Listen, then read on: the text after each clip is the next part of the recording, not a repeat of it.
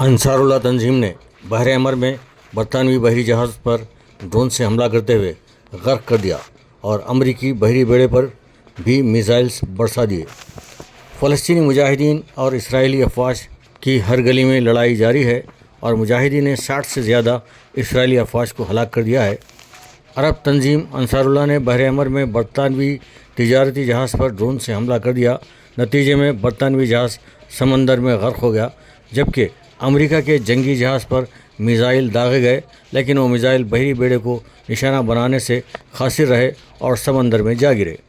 امریکہ اور برطانیہ کی جانب سے ان حملوں کی تصدیق کی گئی ہے۔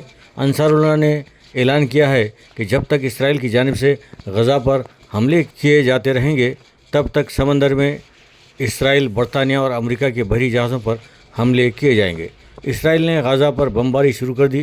نتیجے میں مزید 1000 سے زائد فلسطینیوں کی شہید ہونے کی اطلاعات ہیں اور زمینی اسرائیلی افواج کو حماس کی جانب سے شدید مزاحمت کا سامنا ہے، بلکہ حماس کے مجاہدین نے 60 سے زیادہ اسرائیلی فوجیوں کو ہلاک کر دیا ہے۔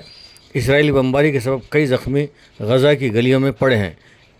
ان جانی و مالی نقصانات کے باوجود حماس مجاہدین میدان جنگ میں اپنے موقف سے ایک انچ بھی پیچھے ہٹنے تیار نہیں ہیں۔ مزید ایک خبر کے مطابق روس نے یمن کو جدید ترین طیارے پہنچا دیے ہیں، جبکہ جدید ترین ہتھیار بھی پہنچا دیے ہیں۔ جب بھی یہ طیارے پرواز شروع کر دیں گے، تب اسرائیلی فضائیہ کے طیاروں کو بے دریغ بمباری سے روکنے کی کوشش کریں گے۔ اسی دوران اسرائیل، برطانیہ اور امریکہ مل کر یمن پر حملہ کرنے کی منصوبہ بندی کر لی ہے۔ نتیجے میں یہ جنگ امریکہ، برطانیہ اور اسرائیل تک پہنچ سکتی ہے۔ اسرائیل تک تو پہلے ہی پہنچ چکی ہے۔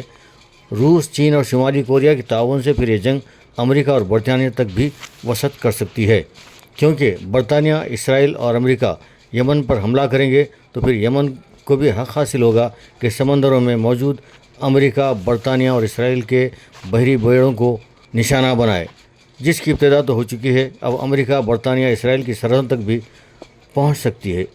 خبریں یہ بھی ہیں کہ عرب امارات اور سعودی عرب کی حمایت امریکہ، اسرائیل اور برطانیہ کو حاصل ہے۔ دراصل ان کی نظریں یمن کے باب المندب پر ہیں، جو کہ اہم سمندری راستہ ہے جہاں سے دنیا کی بڑی تجارت ہوتی ہے، اور اس پر قبضہ یمن کا ہے۔ عرب امارات اور سعودی عرب اسے اپنے قبضے میں رکھنے کے خواہش مند ہیں۔